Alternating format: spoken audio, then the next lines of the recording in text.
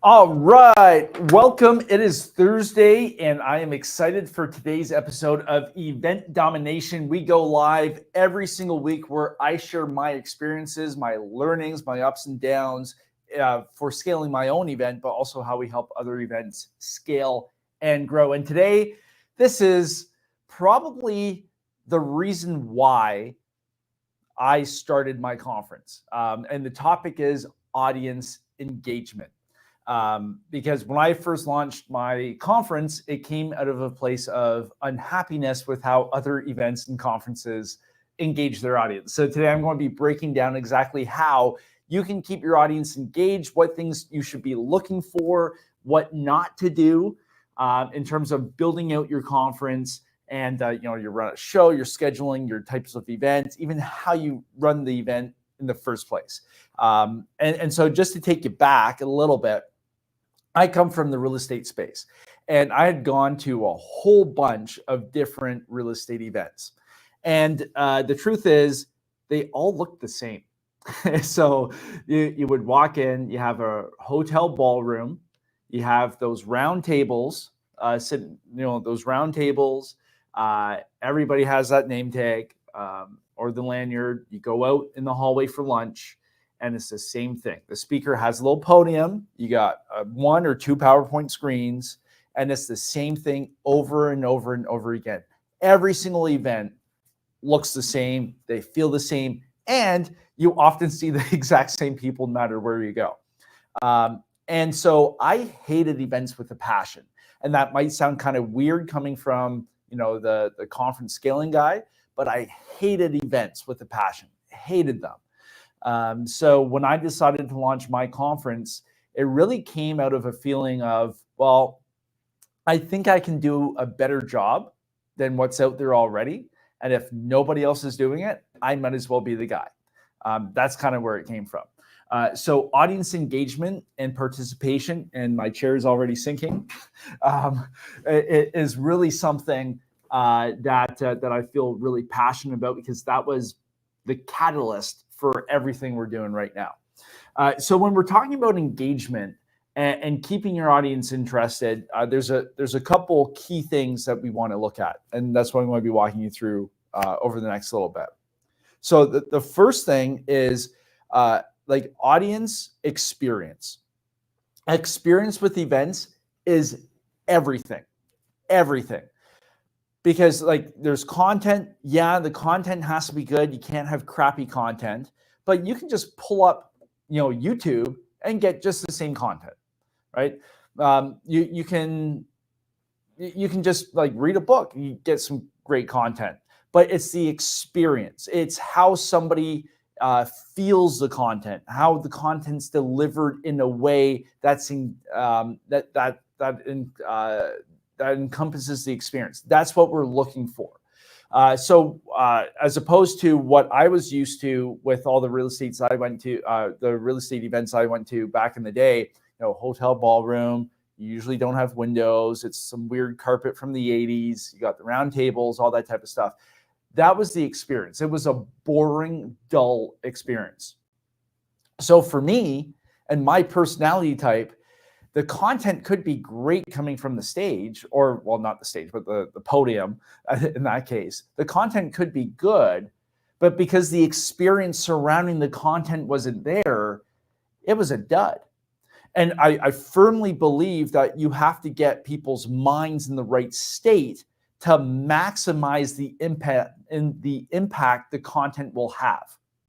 So you could take one person in a very boring setting and another person in an engaged setting, deliver the exact same piece of content. The person in the engaged setting will absorb a whole lot more. They'll retain a lot more and take action a lot faster. You just look at school, right? I remember, sitting through, high school, university, whatever it is, college. You sit there not engaging, it's not going to resonate. But you have some type of engaging experience coupled with the good content. That's where it hits. So when I was planning my first conference, I was thinking, okay, well, how do we get the experience there? How do we keep people engaged? So that way we have really good content from stage, but it's going to hit and resonate a lot better. So when we're comparing the two options, yeah, I can sit on YouTube and watch content, but if we're able to deliver a much better experience and deliver quality content, that's going to be much better for our customer, which is our attendee, because now they're just going to retain so much more. And also, in terms of speaking, right? So we've got 10X stages. Pete, myself, and Grant are running this next week, actually, on the 17th and 18th of October. And we're actually building out your signature talk with you, how to find audiences, whether it's a webinar audience, maybe it's a stage audience, maybe you're running a dinner or something like that. We'll work with you on that. But I think when we're talking about speakers specific to events and workshops and conferences, we have to be engaging as speakers. Because the thing I found with a lot of these real estate events that I went to before, the speaker knew their thing, they knew their stuff, but they didn't deliver it in an engaging way. So the experience wasn't there even from the speaker. And what happens is if we don't know how to deliver content the right way, the messaging, we could be the smartest person in the room, we could be the most experienced person in the room, but if we can't engage the audience, it doesn't matter. And you couple that with the hotel ballroom and the 80s carpet and all that stuff, everybody snoozes. And it's really hard to stay awake. So we always have to focus on experience first, because the experience is going to enhance the content, right? So that's the very first thing. So for me and our event, the past couple of years, we've had this huge 180-foot wide screen. It kind of wraps around a little bit. I've really liked that. We're always looking at new ideas, but I like the impact of that. We have the fire coming from the stage, and my son, Callan, he's always looking for more fire. He's always disappointed. He's like, Daddy, we need more fire. That's not enough fire. We need fire from the ceiling. But we need to put on a show to keep people engaged. We need the music. We need the entertainment. We need all of that stuff for the experience, because you have to get people engaged and excited to want to learn. And then also when we do other events and things like that, it's about the overall experience. So by the time somebody leaves our event, the conference is done, like they feel good. And if somebody feels good, they're going to take action. If we just put them to sleep for 2 or 3 days, they're going to walk out and be like, oh, right? They're just brain dead. That's not what we want. We want somebody to be energized, ready to take on the world. Hey, I learned all this stuff. Hey, this one thing I have to do. I'm ready to do it, because the experience helped them do it. So if we're not focused on experience with our attendees, we're doing our audience a disservice. We are not maximizing the potential they have to succeed if we're not focusing on experience. I get a little passionate about this, but it's so true, because I can relate to it, because I was the guy who hated going to these events. And everybody's like, oh, well, you should go. It's good networking. But it's really not. It was just dull. But you get a good experience and you get everybody in the right spot, and then you have really good networking. But if it's just that hotel ballroom, snooze fest. All right, so that's the experience part. So how else do we keep the audience engaged? Well, let's talk about one really important thing. And this is something that we learned our first year when we were doing this. You need breaks. You need a lot of breaks, especially if you're doing a lot of content. Because what happens is, people will come in, they'll have their coffee, they'll drink their coffee, then they have to pee. It just happens. So if you try and rip through, 3 hours of content without breaks, number one, there's people got to go to the bathroom. They're either going to sneak out. That's going to disrupt everybody if you're in a smaller setting or whatnot. Or they're sitting there, they got to go, but now they don't want to get up, and then they're worried about, having to go to the bathroom. Then they're trying to listen. It's not good for anybody. Plus we have, attention span. So the last thing we want is for somebody's brain to start turning off because they've been sitting stationary for too long. And that's the thing with events, right? Like we did our conference the first year, and it was a hockey arena that we did it in a concert setup. And the reason why we were there is because all the other venues wouldn't let us in because it was the middle of COVID. And then we've transitioned to our current venue, MTCC, huge, like state-of-the-art conference, like major conference facility, like hundreds and hundreds of thousands of square feet. Great venue, but like you're sitting bums in seats. So you got to get people up and moving. So one of the things we've done, and we continue to do, is we prune our content and the time to give people more time to move around. And we've actually found this works better. So if you look at our first year versus our last event, you'll notice that things are more compressed and we have more and longer times. And you have to know your audience too. So our audience at MFC, our audience loves to network. They want to talk. And once they start talking, they want to keep talking, and it's hard to get them back in the room. So as an event organizer, you have to understand, well, what does your audience want to do? And one of our post-event survey questions is, did you have enough networking time? Do you need more working time? Not like all that type of stuff. And every year, well, our first year was more, we need more networking. Great, because we were too compressed. But now we're about still 50-50. People are like, hey, I'm happy, like perfect amount of networking time. And we have another 50% that says, hey, I want more networking. So we're at 50-50 now. So we're moving in the right direction. But what you have to do is you have to give enough breaks.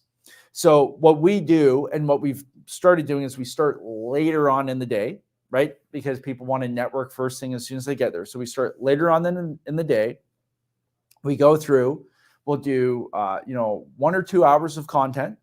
We take a break, right? But we want to have ample break time. And it's not just a 10-minute break, because then you lose people and then it's hard to bring them back. So we got to give a lot of time.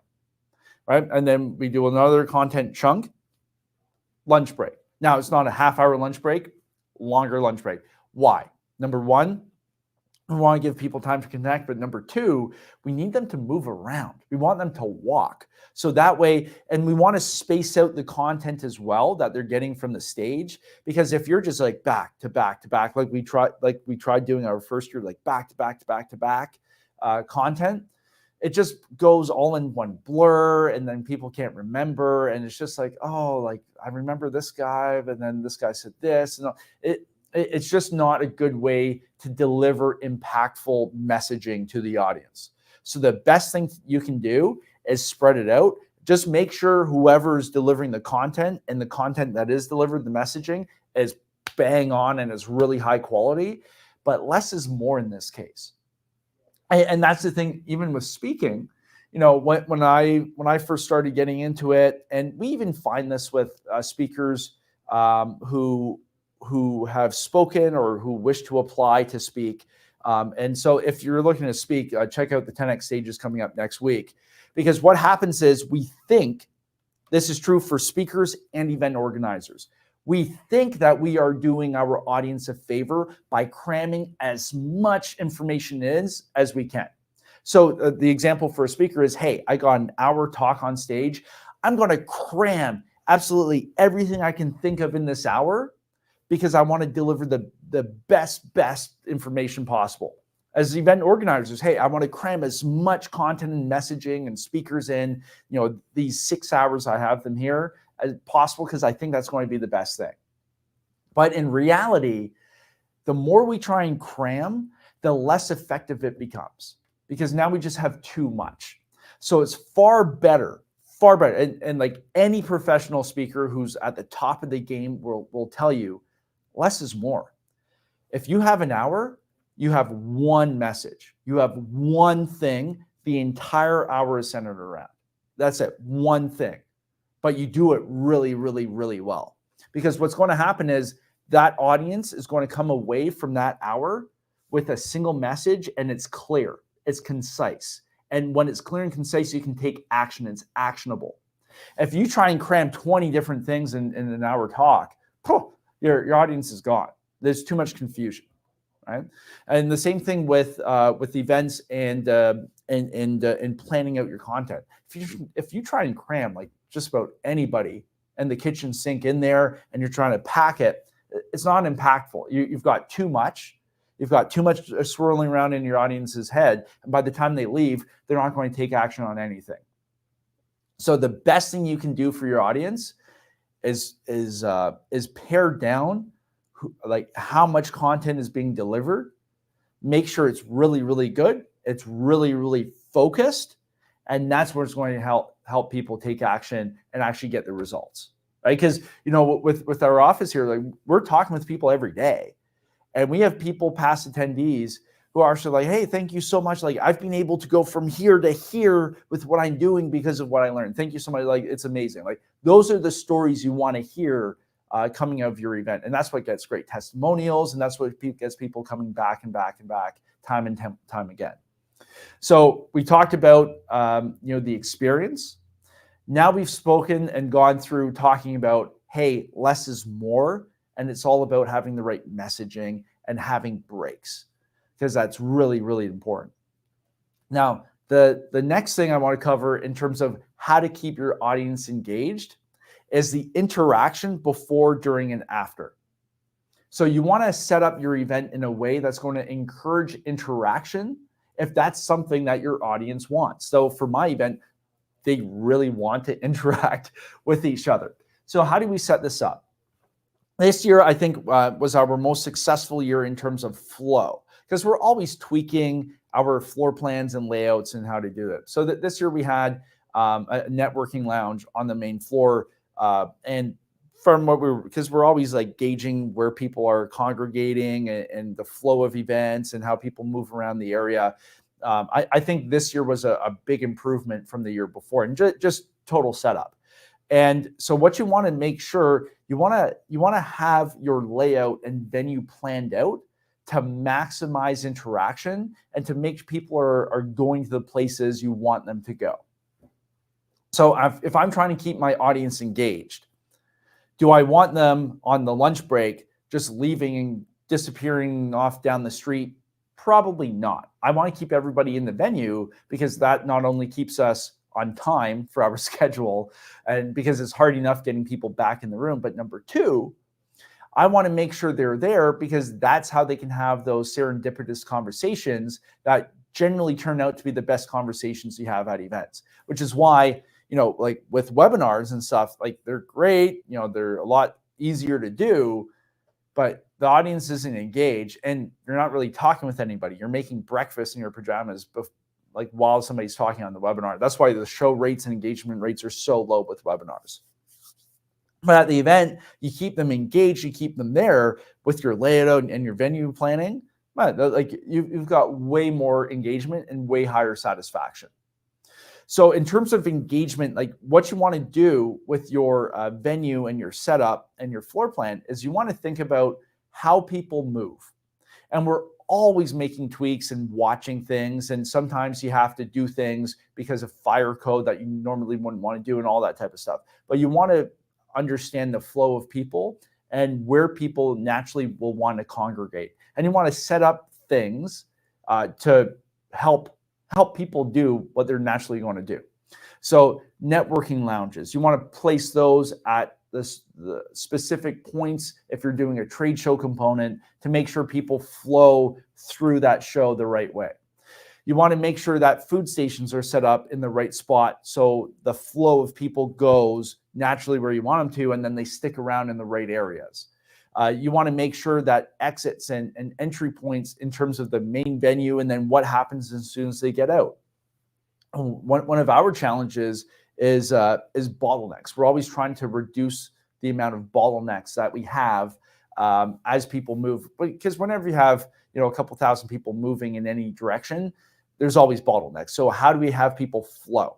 And it helps people like stay engaged because like they're moving where they want to go and everything, but it also impacts the total experience. So everything I'm talking about is pretty well connected, right? But layout and how we plan that really, really, really crucial, right? But that's how we keep people engaged. And then also, before the event, during the event, after the event, event messaging, having an app is really handy now because you can send out updates. People can actually schedule appointments with each other. They can message back and forth. Having an event app opens up things, opens up opportunities for your audience to connect that you normally wouldn't have. Now, have we had good experiences with apps? Yes. Have we had bad experiences with apps? Absolutely. We have one that we worked with a couple of years ago, and we don't mention their name anymore. Really, really bad experience. The app failed. It wasn't working. It did not work out. But when you have a really good app, you can have questions back and forth. You can have Q&A. You can have somebody, monitoring the app for questions. Like, you can do a lot with it. So I think in terms of overall experience, and it also helps with scheduling and all that type of stuff, having some type of networking leading up to the event and at the event to help facilitate people making those connections. Again, it goes back to the experience, but also how people move, because you can have dedicated networking areas. We've worked with a bunch of events where they have little pods where people can network and set up meetings, and it's pretty cool. So those are the big areas I would focus on for engagement and keeping your audience interested. Because like the last thing you want to do is go back to that hotel ballroom with the round tables and the 80s carpet and the PowerPoint screen. Like, that's not doing good by your audience, because by the time they leave, they're not enthused, they're not engaged, and the possibly good information that you're disseminating is not going to stick. Because with events, the biggest challenge we have is we could deliver the best content ever, and people leave the event all hyped up, but what's more important is them actually taking action and doing something about it. And that's why we have to nail everything I spoke about today to make sure that we're setting up our audience for success. So by the time they leave, they're actually going to do something about it, and not be the majority of people who they go all pumped up and then they do nothing. Right? We want people to take action, because that's why we do these events, to make an impact. It doesn't matter what industry you're in, whether you're running, an entrepreneurship event, maybe you're helping, dentists or doctors, maybe you're helping, tech startups. It doesn't matter what it is. You want to make an impact, and that's why we hold events, but we have to engineer the event to get the impact we need. All right. Seth, just a question here. What were the attendance number this year at MFC? Oh, cool. Yeah, good question. Yeah, so this year, I think it was like 2,500 and a bit, something like that. So it was good. Next year, we've got some interesting plans for 2020. Oh, no, we're in 2025 next year. We've got some major announcements for not only content, but audience size and stuff like that. We're going big next year. Thank you for the answer. How much bigger is Seth looking to grow the event? Oh, who's Six Fishing. Six Fishing. Oh, okay. I don't know what your name is, but I'm just going off your title here. Yeah. So we're going going a lot bigger, but announcement coming soon. After next week. So Robbie, you're still working on some stuff for that, and then we're going to make the announcements. Cool. Any other questions, Robbie? No, just what I like to know. All right, beautiful, cool. So yeah, like honestly, like this stuff is the secret to keeping an audience engaged. Like, this is what we got to focus on. So I hope this was helpful. So if you are running an event, a conference, a workshop, and you're looking for help either with sponsorship or ticket sales or just scaling the thing, go to theconferenceaccelerator.com. I think it's, theconferenceaccelerator.com. And we can definitely help you. Like, we can help implement the systems, everything that we do on our end, we can help implement and integrate into your conference and actually work with you step by step as you scale.